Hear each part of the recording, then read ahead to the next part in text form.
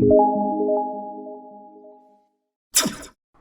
this video, we're going to discuss in terms of the business market and identify factors influencing business buying behavior. Business markets. So what is business market? So recall in our earlier video, we talked about the consumer market. Now we'll turn our attention to business marketing. It is in terms of the marketing of goods and services to individuals and organizations for purposes other than personal consumption. So in the case of business marketing, it is not for personal consumption. So if you purchase a laptop or a mobile phone and the purpose is for business itself, for the business organization, that will be known as a business marketing. So what are the characteristics of business markets? They involve first, market structure and demand. So business market generally consists less but larger buyers than consumer markets. In the consumer market itself, for instance, sports shoes, we are selling by volume, but in the case of the business market itself, if you think of in terms of selling train sets, you have only a couple of in terms of major buyers, and on that itself we have larger buyers but less compared to the consumer market. And the case of business market itself is a derived demand. So going back to the example of selling train sets, in the case of trains being as a transportation, that is a derived demand from in terms of the services provided to the passenger. So if there's actually higher in terms of passenger volume required, that will actually drive a need for more business markets in terms of the product for the train sets. So in the case of business market itself, the demand is what we know as being more inelastic. It is less in terms of affected by short-term price changes. And compared to in terms of a consumer market itself, you have products that goes on discounts, and on that itself, that price changes itself provides in terms of the increased volume purchase. In the business market itself, generally the demand is more inelastic, and as such the price will have little impact in terms of the short-term wise. In the case of next, we talk about nature of the buying unit. The nature of the buying unit involves in terms of decision participant and a more professional buying effort. So in terms of buying on a business marketing per se itself, we're looking at in terms of having formal presentations, looking at in terms of having the salesperson to actually discuss and negotiate. So it is different from just going to a retail store and making a purchase, which is a consumer market. In the business market itself, it is more formal. There's more complex involved and in terms of formalized. So you have in terms of what we call a tender, which we'll go in details later on, and how a tender comes into play through a RFQ, and on that itself, that will actually be how business markets makes the buying and selling. Next, we talk about decision process. The business buying process tends to be longer and more formalized. So in the case of decision making itself, usually it's not just one person. And in the case of businesses, we have many people involved in the organization, and it becomes more complex on that. And we can now contrast in terms of the business market versus the consumer market. In the case of the business market wise, the demand is organization. It's not just one individual deciding. The volume that is in terms of purchase wise will be actually much larger compared to the consumer market. And we say in terms of larger volume, this is based on a set of fewer customers. So when you sell in terms of a train set, that train set will go into the millions. Compared in terms of a consumer market, the price of clothing in terms of fashion items itself is way much less than a business product. In terms of customers itself, it's much more fewer compared to the consumer market. Location wise, more concentrated, usually in terms of a specific region compared to the consumer market, which is more dispersed. Distribution wise is more direct, whereby you go through in terms of the salesperson, more professional. In terms of the influence, in terms of the buying, multiple people are involved. It's more complex in terms of the negotiation. In the case of consumer market, you have a price tag and you pay based on the price that's attached to the price tag.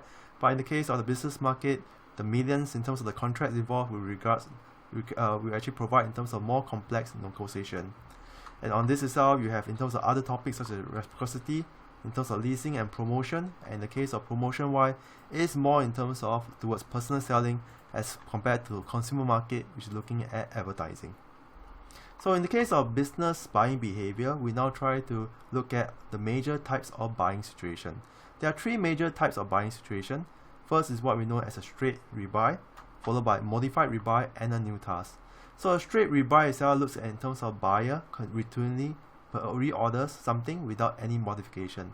So in terms of a routine order itself, the business will just continue buying. So for instance, the business is buying supplies for the print cartridges, it will just continue buying in terms of with no changes to the modification. In the case of a modified rebuy, the business buyer wants to modify the product specification in terms of price, terms of suppliers. So in the same example of the print cartridges, the customer itself may say that they actually want to change in terms of the pricing. They want to have a revisit the price, and that will look at in terms of a modified rebuy. And in instance itself, that could be a new task whereby the business buyer purchase a product or service for the first time. So often than not, the new task is the most complex one, because this is buying for the first time, and due to the amount of volume that the business will be buying, and due in terms of the complexity of the negotiation and the contract formation itself, this new task itself will actually take the longest time compared to straight rebuy and modified rebuy. And looking at in terms of the decision making, we look at in terms of participants in the business buying process. So we have what we term known as the buying center. Buying center itself is a center not in terms of a department, but rather is a collection of the individuals and units that play a role in the purchase decision making process. They can come from different departments, having in terms of different positions, and on that itself, the buying center, as I mentioned, is not a formal unit. It's not a formal unit, and on this itself is just a collection of the buying roles assumed by different people in the organization.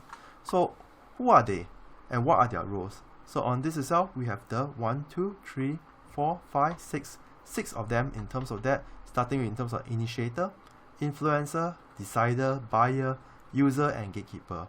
So in the next slide, we're going to illustrate in terms of each of them, starting with initiator. So in any organization itself, you need someone to first suggest the purchase of a product or service. That person itself will be what we know as an initiator. Let's take an example in terms of purchasing PCs, laptops for a business company. And on that itself, the initiator could be in terms of the product manager that requires new PC for his department. And on this itself, we have influencers who define specification and provide information for evaluating alternatives. So the product managers in terms of colleague will have in terms of expert advice, be it from the IT department, that gives in terms of an influence of what kind of specification the department needs with regards to the PC required. They provide information in terms of potential suppliers, and on that itself helps to evaluate the alternative. And who decides? It could be in terms of the product manager decide, but often than not, it will be in terms of a higher, in terms of management. They will help to decide the purchase since it's going to be of a substantial value. So the decider itself can come in the form perhaps with the CEO or the department head that has a formal or informal power to select or approve the final supplier. You have that in terms of the buyer. This is where in terms of usually the purchase has been made, and you need in terms of a procurement, a purchasing department to help to carry out in terms of the buying process from the supplier. You have the user. So in the case of our example of the product manager, his team itself are the users, including himself, who will actually use the purchased product. In the case of this term known as the gatekeeper itself has in terms of the impact with regards to the suppliers, and on that itself they control the information to others. So the gatekeeper itself could also work with in terms of the influencers, look at in terms of certain information in terms of access to the decider with regards to the decision making. So on that itself, we look at in terms of defining business market and identifying factors influencing the business buying behavior. I see you in the next video.